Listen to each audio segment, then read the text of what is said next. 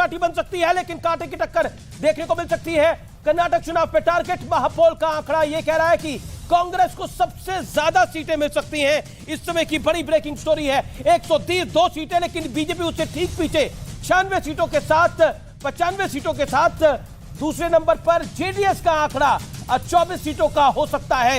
ये इस समय की बड़ी खबर है। टारगेट कर्नाटक चुनाव पे टारगेट महापोल का आंकड़ा कह रहा है कांग्रेस को बढ़त सबसे ज्यादा सीटों के साथ, लेकिन बहुत बड़ी बढ़त नहीं दिखाई दे रही है एग्जिट पोल के मुताबिक। इस समय हम ये कह सकते हैं एग्जिट पोल के मुताबिक बहुत बड़ी बढ़त नहीं दिखाई दे रही। लेकिन मैं आपको बता दूं इस समय का जो बड़ा आंकड़ा है वो ये कह रहा है कि बेंगलुरु शहर के अंदर एक्सिस माई इंडिया का पोल कह रहा है कि कांग्रेस को 17 और बीजेपी को 10। ये एक बड़ा सेटबैक हो सकता है बीजेपी के लिए। बेंगलुरु सिटी के अंदर बीजेपी अगर लूज कर रही है सीटें तो ये बड़ी दिक्कत की बड़ी बात हो सकती है। लेकिन करावल क्षेत्र, इसी के साथ करावल क्षेत्र के अंदर बीजेपी को अंदर यानी जो तटीय इलाका होता है वहां पर बहुत बड़ी बढ़त, अब तक की सबसे बड़ी जीत बीजेपी को मिल सकती है। बीजेपी 16, कांग्रेस 3 के साथ सिमट सकती है। यानी बीजेपी रूरल इलाकों में गेम कर रही है। ऐसा लग रहा है बीजेपी का जो गेन आ रहा है बड़ा, वो रूरल इलाके से आ रहा है क्या, ये देखने वाली बात होगी। क्योंकि शहर की सीटों में बीजेपी पिछड़ रही है, लेकिन रूरल इलाके की सीटें में बीजेपी आगे बढ़ सकती है। जो आंकड़ा अभी तक कह रहा है, ये जो समीकरण है ये अपने आप में बहुत ज्यादा इंटरेस्टिंग है। मैं सीधा रुक करूंगा, मेरे तो संजय निरुपम भी है, सुधांशु भी है। जो बात जेडीएस के प्रवक्ता ने बोली कि सरकार तो हम ही बनाएंगे और हमारे बिना कुछ नहीं हो पाएगा, ये बात तो सच है। सुधांशु त्रिवेदी और संजय निरुपम, पहले संजय जी आप ही दे दीजिए 40 सेकंड में जवाब। जेडीएस कह रही है कि हमारे बिना कुछ नहीं हो पाएगा, सरकार हम बनाएंगे, और उनका कहना है बजरंग बली फैक्टर काम किया है बीजेपी के लिए।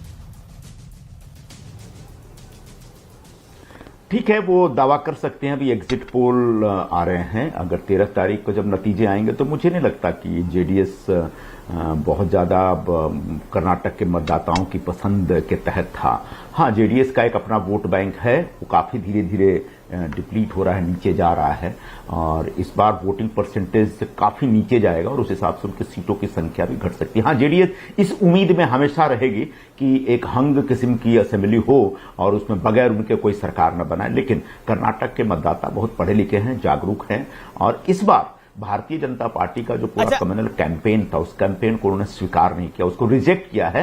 और कांग्रेस पार्टी का जो एक ग्रास रूट से जुड़ा हुआ कैंपेन था, एकदम स्थानीय मुद्दों से जुड़ा जो कैंपेन था, उस कैंपेन को उन लोगों ने पसंद किया, और उसके हिसाब से कांग्रेस पार्टी 130 से आगे जा सकती है, मुझे ऐसा लगता है। अगर कांग्रेस पार्टी 130 से आगे जाती है तो भारतीय जनता पार्टी कहीं 70 सीट पे जाकर सिमट जाएगी, और उसके बाद अगर 70 सीटों से आगे बढ़ती है तो जेडीएस 10-15 के आसपास रह जाएगी, ऐसा मेरा अनुमान है।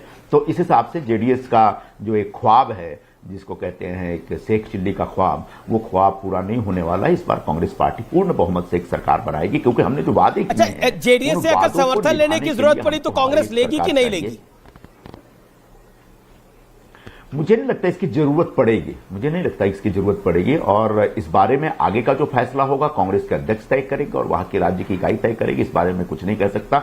हाँ, मेरा ऐसा अनुमान है और पार्टी ऐसी उम्मीद कर रही है कि एक बहुत ही स्पष्ट बहुमत कांग्रेस को देने का मूड कर्नाटक के मतदाताओं के मन में था और वो दिख रहा था हम लोगों को। आप सपने क्यों देख रहे हैं तनवीर भाई? कांग्रेस कह रही है कोई सवाल ही नहीं है, कांग्रेस सरकार बनाएगी, और आप क्यों सपना देख रहे हैं और मुझे भी सपना दिखा रहे हैं फ्रंट रो में बिठाऊंगा?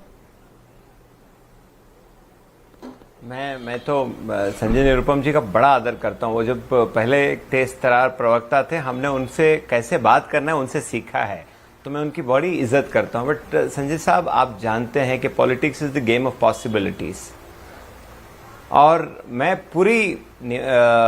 मुझे हिंदी नहीं आती है, नम्रता पूर्वक और जितना आदर से बात कर सकता हूं, मैं इतना कहूंगा कि ये हमारी मगरूरी नहीं है। कर्नाटक की जनता चाहती है, कर्नाटका की जनता चाहती है कि एक आंख रखने वाला हो जो किसानों का मुद्दा इन दोनों नेशनल पार्टीज के पास समक्ष रखे। और कर्नाटक की जनता बहुत अक्लमंद है, जैसे आपने बताया कि वो हमेशा हमें क्यों लेकर आकर दोनों के बीच में बिठाती है, इसलिए नहीं कि वो आपका गेम खराब करना चाहती है, इसलिए कि वो जानती है कि आप दो पार्टी में एक पार्टी को अगर संपूर्ण रूप से इख्तिदार दे दिया जाए तो यहाँ पर जो 40% कमीशन हुआ और गुंडूराव साहब के वक्त में जिस तरीके का करप्शन हुआ, बंगारप्पा के वक्त जिस तरीके का करप्शन हुआ, दोनों नेशनल पार्टीज इसके लिए जानी जाती है। इसलिए दोनों को चेक करने के लिए कर्नाटक की जनता हमें बीच में बिठाती है, ताकि आप दोनों के बीच में बैठकर कर्नाटक की फलाह और बहबूदी के बारे में बात करें। और रही बात हम किसके साथ जाएंगे, कौन है, क्या है, किधर है, हमारे पास डीके शिव कुमार साहब भी पार्टी के साथ टच में हैं और बीजेपी से भी जिसको टच में रहना है। बट बड़ी खबर दे रहे हैं कि डीके शिव कुमार का क्लियर नाम ले रहे हैं कि डीके शिव कुमार टच में, और बीजेपी से भी जिसको टच में रहना है वो है। बीजेपी वाले का भी नाम ले दीजिए। अरे मैं बीजेपी के नाम एक क्या है, कर्नाटक की जनता में एक आदमी बड़ा ख्वाब देख रहा है, डीके शिव कुमार सीएम बनने के ख्वाब देख रहे हैं, इसलिए वो सबसे ज्यादा मेहनत कर रहे हैं यहाँ। बट अनफॉर्चुनेटली बीजेपी का क्या है कि बीजेपी में चीफ मिनिस्टर कर्नाटक की जनता नहीं चुनती और लेजिस्लेशन नहीं चुनती, ऊपर से टपकते हैं, तो पता नहीं कौन चीफ मिनिस्टर कैंडिडेट का सपना देख रहे हैं। इसलिए मैं बीजेपी के जो बड़े लीडर्स हैं वो डेफिनेटली टच में है, मेरे टच में है, पार्टी के टच में है, डेफिनेटली टच में है। बट हम कर्नाटका की जनता के पास जाएंगे, उनसे पूछेंगे क्या करना है। अगर नहीं, देखिए अब हमें भी पता है किसके पास जाएंगे और किससे पूछेंगे, लेकिन let's not get into this.